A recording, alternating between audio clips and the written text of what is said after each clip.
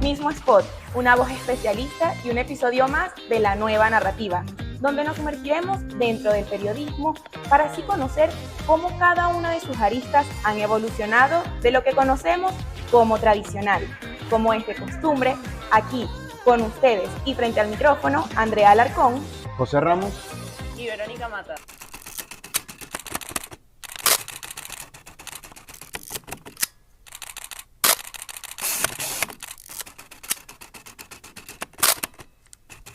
Wilmar Taranzona. Es un placer tenerlo el día de hoy con nosotros para conversar un poco acerca de un tema del que usted sabe bastante, por eso ha sido el elegido para conversar con nosotros el día de hoy. Wilmar Taranzona, especialista en comunicaciones digitales, pero hoy vamos a hablar un poco acerca de inteligencia artificial, ¿no, Vero? Sí, y es que sí, José, estamos en una era que ha saltado lo tradicional a lo digital. Por ejemplo, si frecuentemente lees noticias o las ves, lees una crónica, imagínate poder jugar una noticia. Y no nos referimos a un videojuego de entretenimiento, ¿no? Sino hablamos de un punto en donde la información se vuelve más interactiva con el propósito de informar y sobre todo de profundizar para ir más allá. ¿No? Y a través de este juego el usuario no solo lee o ve la información, sino que vive la noticia, toma decisiones, acciones, decide cómo vivir la noticia. Así es, y en esta especie de juego en el que es más interactivo, digamos, la forma en la que las personas ven el periodismo, entran los newsgame. Profe, cuando hablamos de newsgame, hablamos de algo que se ha creado hace poco, que es nuevo. ¿Desde hace cuánto o cuál es el punto de partida? ¿Desde hace cuánto esto se utiliza en el periodismo? Y bienvenido. Gracias, muchachos, por la invitación. A ver, esto no es nuevo, digamos nuevo en cuanto al boom mediático que en este momento tiene la inteligencia artificial, pero realmente esto comenzó casi que con el surgimiento de las computadoras, ¿no? Obviamente estamos hablando de los 80, cuando se masificó el Internet a finales de los 90, y bueno, obviamente ha ido evolucionando con el tiempo. Ha tenido unos periodos digamos, de despegue, sobre todo al comienzo de los finales de los 90, principios de los 2000, donde hubo un importante crecimiento en cuanto al uso de la tecnología aplicada al periodismo y específicamente a la narrativa transmedia, ¿no? Entonces, obviamente, el Newsgame surgió como una alternativa para enriquecer esa experiencia del usuario, ¿no? Que bueno, obviamente tuvo un pico importante con la caída de las Torres Gemelas. De hecho, ese fue el primer punto de inflexión, digamos, reconocido desde el punto de vista histórico en la generación de los Newsgame, donde bueno, se crearon los primeros videojuegos, digamos, masivos. Ya existían algunos proyectos más académicos, catedráticos dentro de las universidades, pero ese fue el primero masivo, donde obviamente la idea era exponer el impacto que tenía el terrorismo sobre la vida en Occidente, ¿no? Y bueno, obviamente, digamos desde ahí comenzó esta masificación, que bueno, hoy en día es una herramienta que ayuda no solamente a contar historias mucho más profundas, sino también a hacer esa experiencia más inmersiva para el usuario, ¿no? Que al final es lo que estamos tratando de buscar, ¿no? Genial. Y las personas que desarrollan este tipo de videojuegos, Newsgames, tienen que seguir algunas normas, algunas normativas con que se cuentan.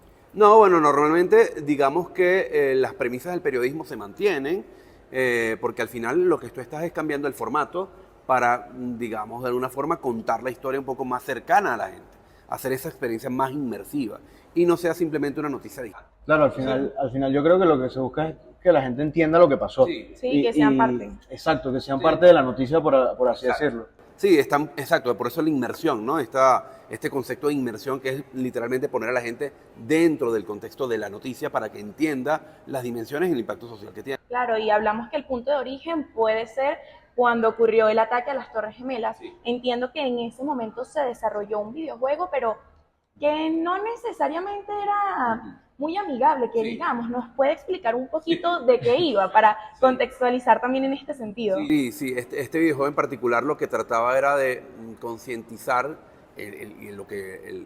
digamos, el mensaje final era concientizar que entre más morían terroristas y la célula no se acababa, estos terroristas se multiplicaban. Entonces llegaba un momento en que obviamente tenías a muchos terroristas y pocos ciudadanos. Entonces era una manera de llamar a la reflexión justamente de que la violencia trae más violencia. Entonces Bueno, quizás que fue un poquito exagerado en su momento, pero era también un acto de rebeldía y de reflexión para que la gente entendiera la gravedad del problema, ¿no? En ese momento, a ver, hablamos de un contexto donde muy poquitas personas tenían acceso a una computadora.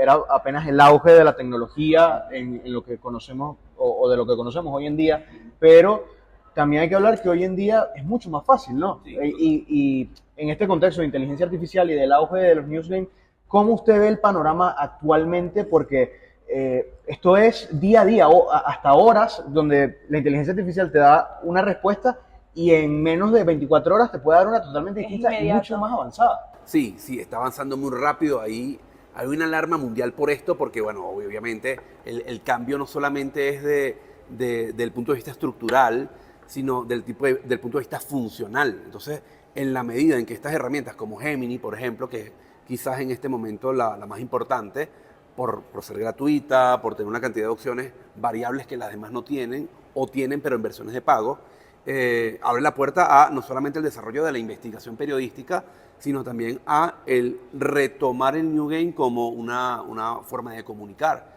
Entonces creo que estamos en un punto de inflexión en el sentido en que la tecnología puede ayudar a la gente a hacer mejor periodismo, pero necesariamente necesitas, de todas, aprender a usar la tecnología.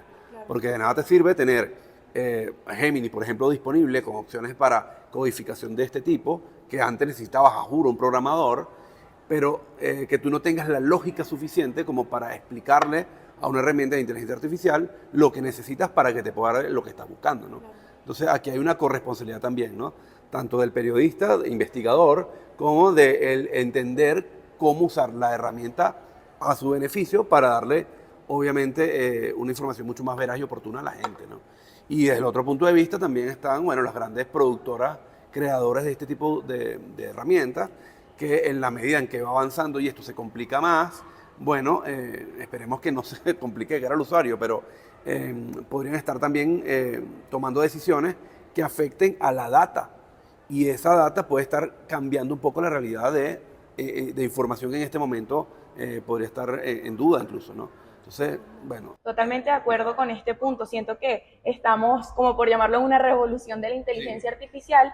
Y me gusta mucho tocar que ahorita los newsgames los podemos ver como una herramienta más o digamos que representan un cambio fundamental en la forma de contar historias. ¿Cómo relacionamos esto con lo que es el periodismo tradicional? Es un formato, es otro formato como tendríamos los formatos de video, como tendríamos los géneros periodísticos como tal per se, pero es un formato que te permite a través de una narrativa transmedia en este caso, o una narrativa que utiliza el storytelling como base, contar una historia de una manera diferente.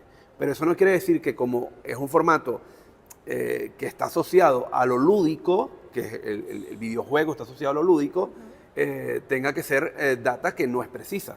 Al contrario, y por eso se convierte, y por eso el nombre del New Games, ¿no? Estos New Games están asociados al proceso periodístico per se, es decir, el respeto al dato, que está basado en la realidad, pero tratando de convertir esos datos de una manera simple, fácil de explicar a la gente, para que la gente lo entienda y pueda adaptarse rápido y entender lo que está pasando.